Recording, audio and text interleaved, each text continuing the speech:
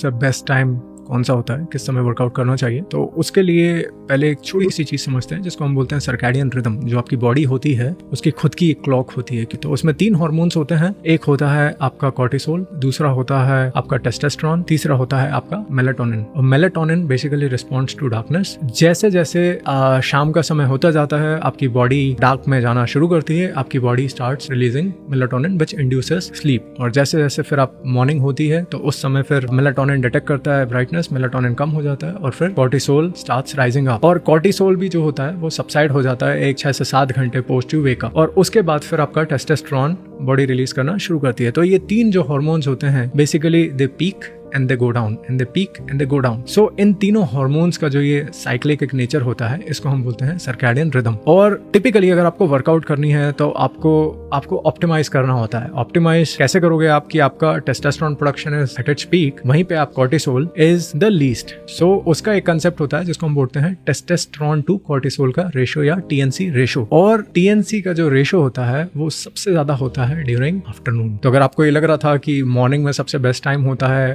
Workout करने का या इवनिंग सबसे बेस्ट टाइम होता है वर्कआउट करने का, तो वो दोनों ही जवाब गलत है। सही जवाब है afternoon is the best time to work out, रफली 6 to 7 hours after you wake up. But मैं यहाँ पे एक कैविएट बता देता हूँ, वो ये कि इससे जो एक डिफरेंस आएगा it will be less than 5%।